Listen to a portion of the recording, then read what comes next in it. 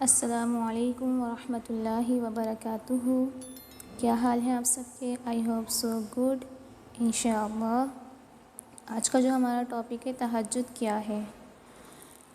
رب اشرح لی صدری ویسر لی امری واحلل عقدۃ من لسانی یفقہوا قولی رب زدنی علما اللہم ارنا الحق حقا وارزقنا اتباعہ وارنا الباطل باطلا وارزقنا اجتنابہ اللہم فقہنا فی الدین آمین۔ بسم اللہ الرحمن الرحیم۔ تہجد رات کی وہ نماز ہے جو بعد نماز عشاء سونے کے بعد درمیان رات میں اٹھ کر پڑھی جاتی ہے۔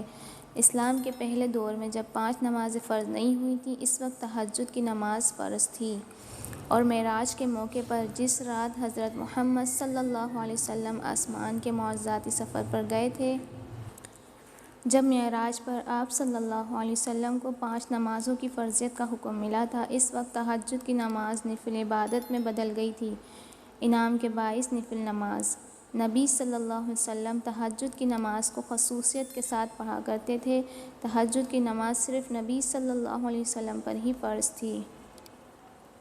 تہجد کی نماز 2 رکعت سے لے کر 8 رکعت تک پڑھی جا سکتی ہے۔ ہر ایک اپنی استطاعت کے مطابق پڑھ سکتا ہے، 2 رکعت، 4 رکعت، 6 رکعت یا پھر 8 رکعت۔ اس کی کوئی پابندی نہیں ہے کہ یہ 8 رکعتیں ہی پڑھی جائیں۔ تہجد گھر پر پڑھی جاتی ہے، اس کے علاوہ کسی بھی مناسب وقت اور جگہ پر پڑھی جا سکتی ہے، جیسے کوئی رات کو اپنی کمپنی یا کام کی جگہ پر بھی پڑھ سکتا ہے۔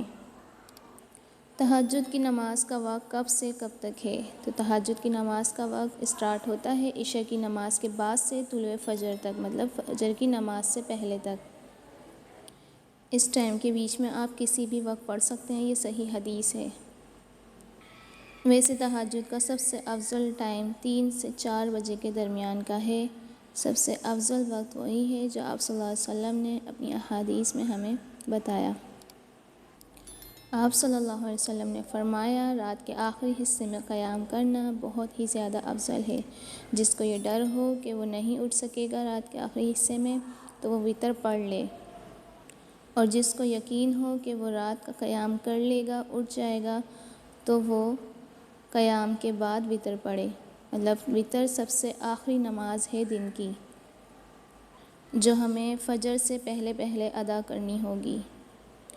رات کے آخری حصے میں دعاؤں کی قبولیت کا وقت بھی ہے، تو جس کو دعائیں زیادہ مانگنی ہوں وہ اللہ تعالیٰ سے آخری حصے میں قیام کرے رات کے، اور اپنی دعائیں مانگے، اللہ تعالیٰ سے اپنی حاجات پوری کروائے۔ رات کے آخری حصے میں دعا سب سے زیادہ قبول ہوتی ہے۔ تہجد کے لیے جاگنے میں مددگار سنتیں۔ ہمیں جتنے بھی مسائل درپیش ہیں، ان کا حل سنت میں موجود ہے، بس یقین سے عمل کرنے کی ضرورت ہے۔ تہجد کے لیے جاگنے کے لیے اگر ہم رسول پاک صلی اللہ علیہ وسلم کے طریقے پر عمل کریں گے تو ہم ضرور کامیاب ہوں گے انشاءاللہ۔ دوپہر کو قیلولہ کریں، سونے سے پہلے تہجد کے لیے اٹھنے کی نیت کر لیں، رات کو جلدی سوئیں، سونے سے پہلے بستر جھاڑنا تاکہ شیطان بستر سے ہٹ جائے، سونے سے پہلے وضو کرنا۔ رسول پاک صلی اللہ علیہ وسلم نیند سے بیدار ہوتے ہی نیند کے آثار ختم کرنے کے لیے چہرے پر اپنے ہاتھ پھیرتے، آپ بھی ایسا کیا کریں۔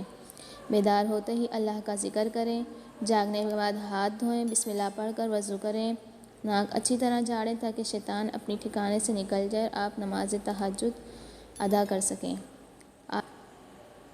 تہجد کی نماز کے لیے آنکھ نہ کھلنے پر بھی ہمیں اس کا ثواب ملتا ہے۔ حضرت عائشہ رضی اللہ عنہ کہتی ہیں، رسول اللہ صلی اللہ علیہ وسلم نے ارشاد فرمایا، جو شخص تہجد کا عادی ہو، نیند کے غلبے کی وجہ سے کسی رات آنکھ نہ کھلی، تو اللہ تعالیٰ اس کے لیے تہجد کا ثواب لکھ دیتے ہیں، اور اس کا سونا اللہ کی طرف سے اس پر ایک انعام ہے کہ بغیر تہجد پڑھے اسے اس رات تہجد کا ثواب مل جاتا ہے۔ وآخر دعوانا ان الحمد للہ رب العالمین۔ السلام علیکم ورحمۃ اللہ وبرکاتہ۔